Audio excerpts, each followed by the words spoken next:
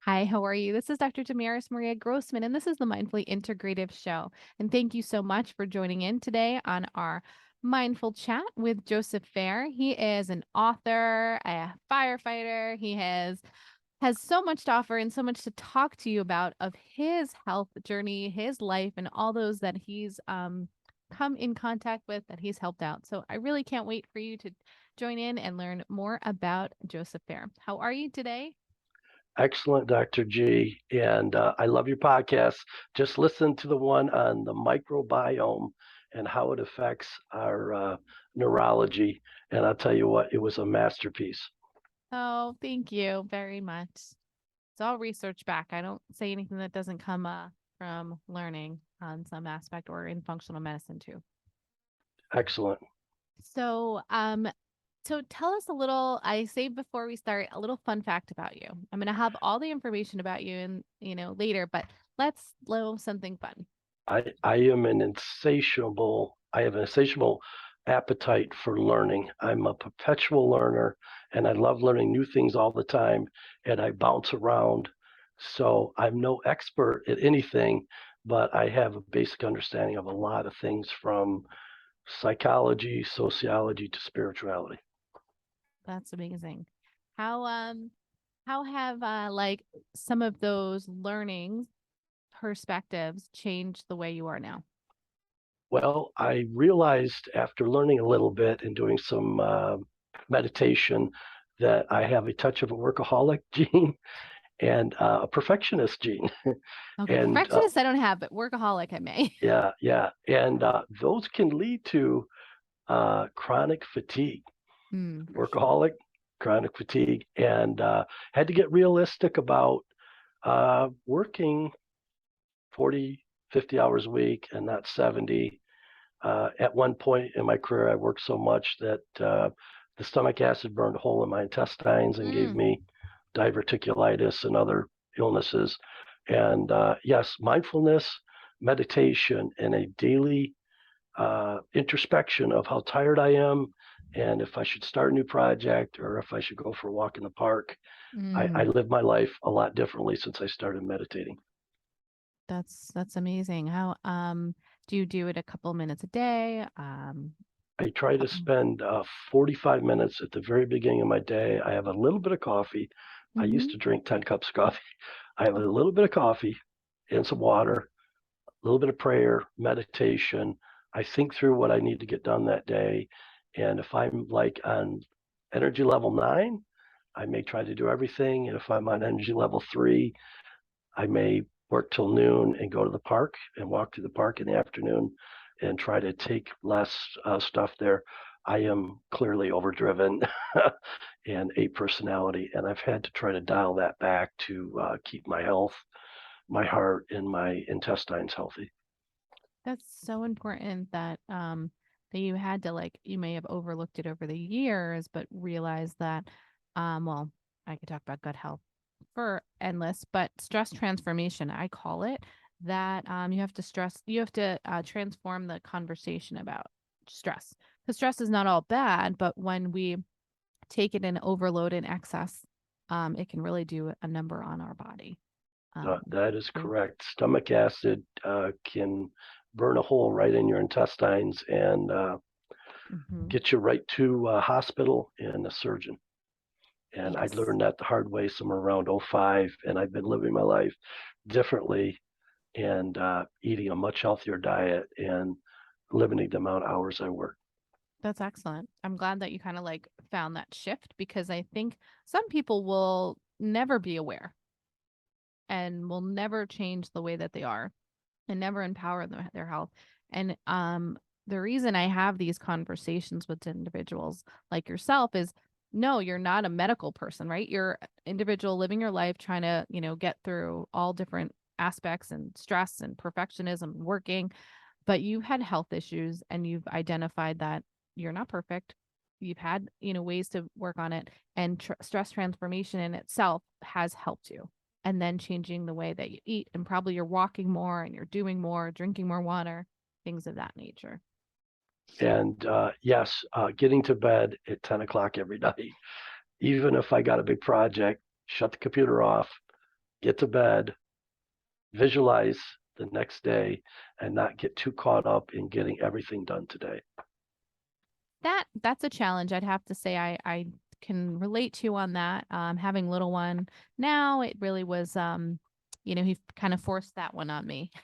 But I learned that, there's always another day. Yeah, I have written some nice self-help stuff, police fiction, self-help. Had a very well-received article in Oneness Magazine, November 21, page 43 of Oneness Magazine. You can find my article. It's a byline with Marcus Lapointe, and we wrote an article on overcoming adversity because we both had some adversity as writers.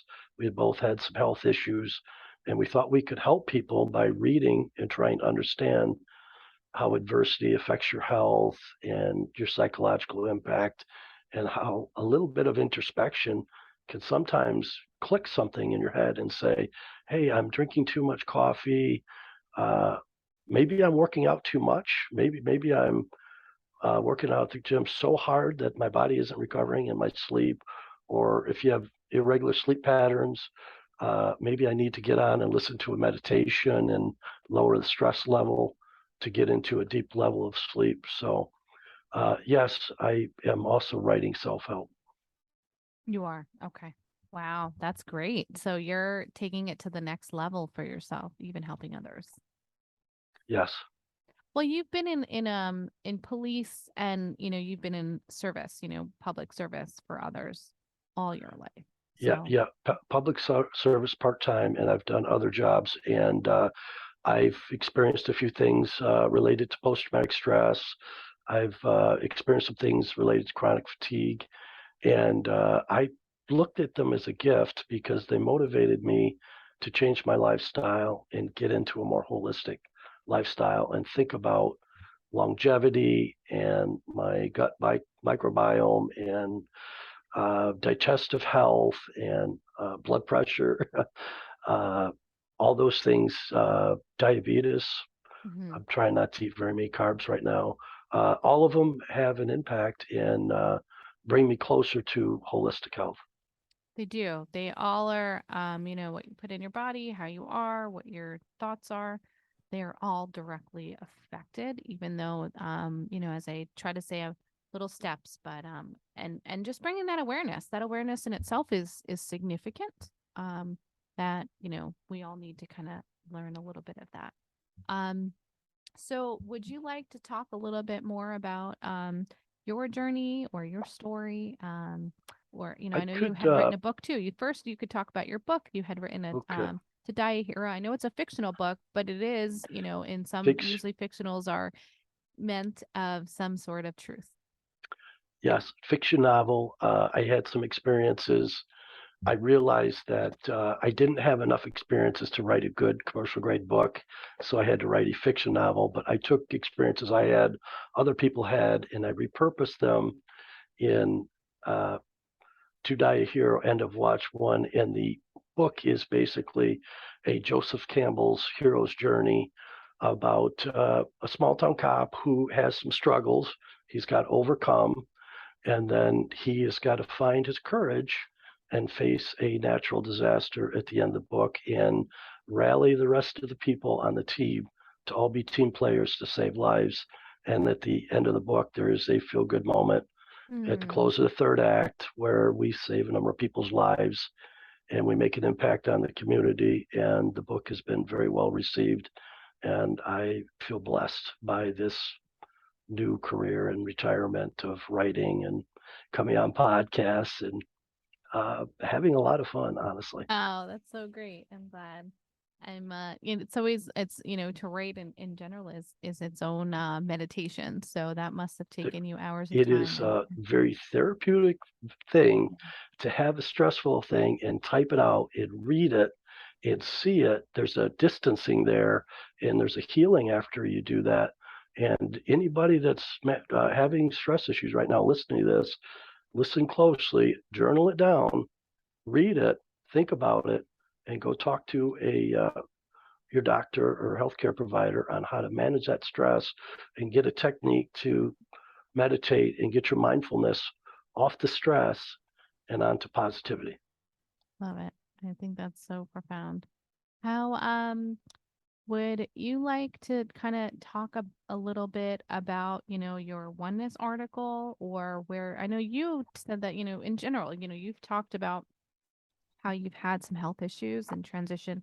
Have you noticed you finding like trying to help other people, as you said you're going to write a book on it? Do you find yourself, now that you've learned these techniques, have you found yourself like kind of giving other people, like even friends and family, these little tips?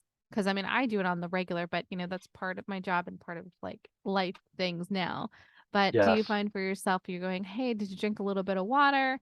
Did you wake up a little bit earlier? Did you sleep a little bit better? Things of that nature. yes. To quote somebody I know well, uh, you drop a little pebble in a pond, and there's concentric circles that come out from that. And if you've been a person that's experienced some trauma and pain and health issues, you can help the people around you and let that healing go to the people around you. So there is a positive to having traumatic experiences, because it demonstrates to the people around you there is a possibility to heal from that. And if they have a similar experience, they know who to come to get advice, to step through the grieving process and get healing. So, yes, I have done a little bit of coaching and helping people since I've made my discovery. And I'm hoping that you and I help a whole bunch of people with this podcast, listening to it and getting to their own holistic health journey. Yeah, yeah. I mean, that's my hope, even if just one person in that circle can hear or feel something so that they can make some changes for themselves. Um, I could read a little paragraph out of the article I would love you to. Yeah, that that would I love, and know that I know we'll put it in the show notes too to make sure that we have it for Yeah, those I to know listen. this resonated with tons of people because I got tons of messages on social media, and it rang a bell with a few people. And I'm just going to read just a little short excerpt of the key thing in the article that got a lot of attention.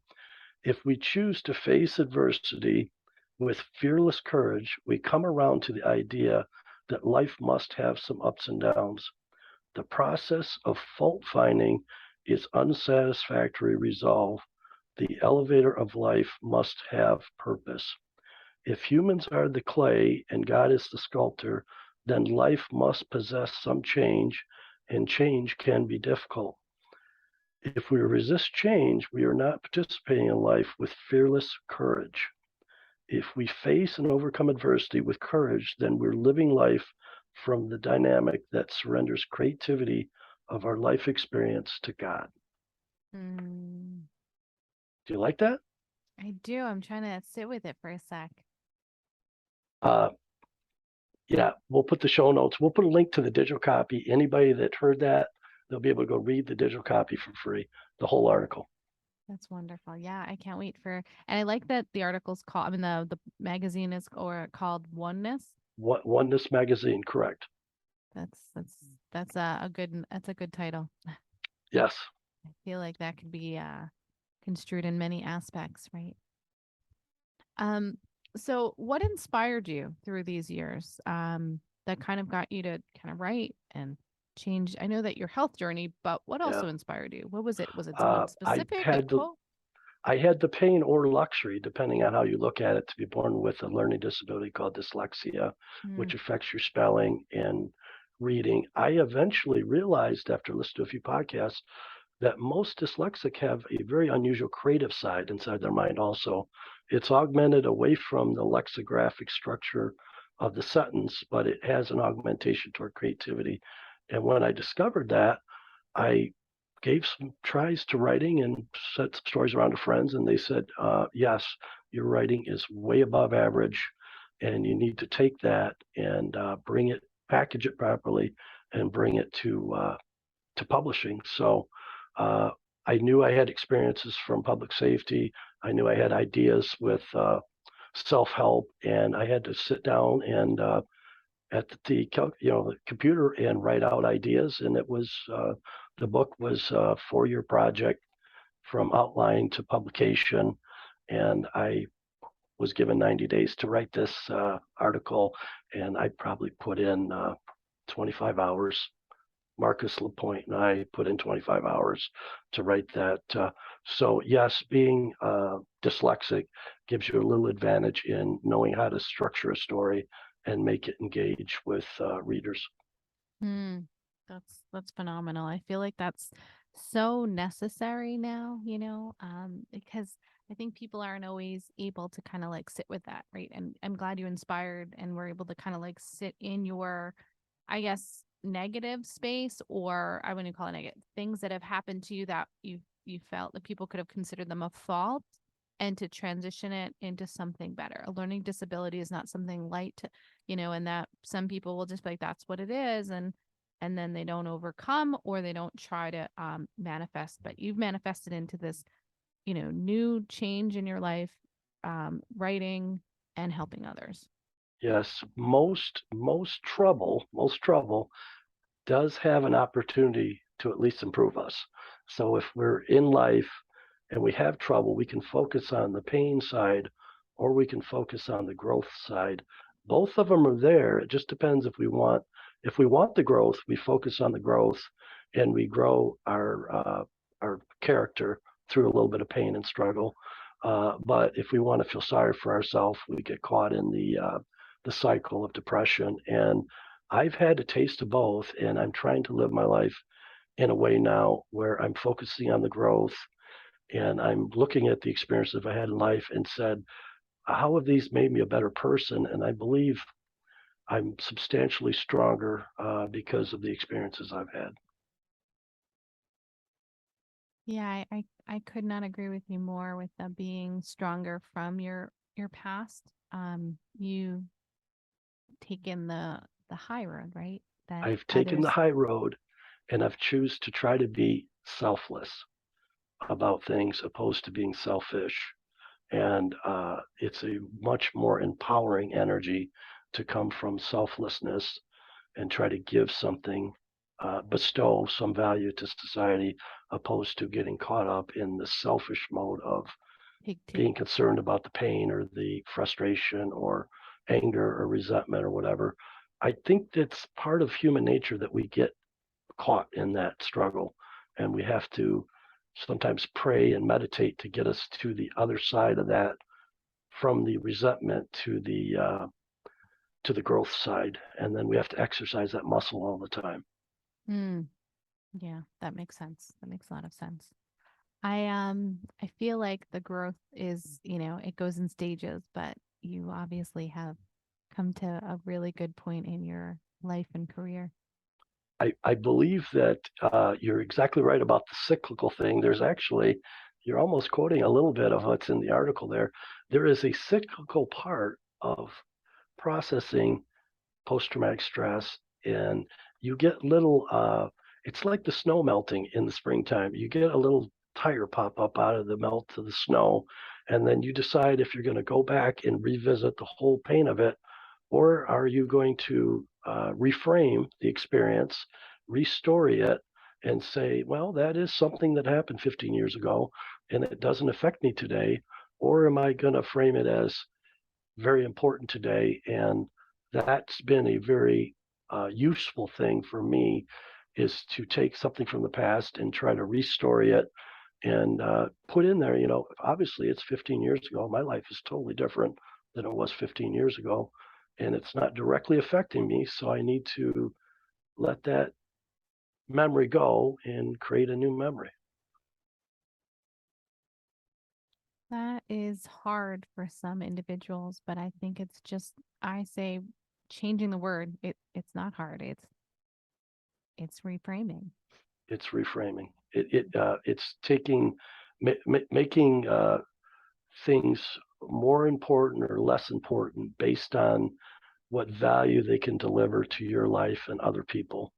Uh, my children are very important to me, and I want Oh, to set a good example. And so I show up in life and try to be a responsible person, and I'm serving them in that way. And that's a good example of how, if somebody could be in a struggle with stress, and then try to find it. It doesn't matter if it's your children, your aunt, your uncle, your pet. Uh, Take that energy and put that healing toward the other person and it starts to develop purpose and meaning in your life and gives you the courage to face your own struggle and difficulty. The giving of love is probably just about as important as the receiving phase of it.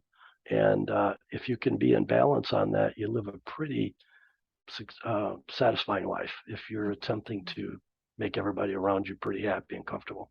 I think you can, yeah, you definitely can do more when you give than just, receive.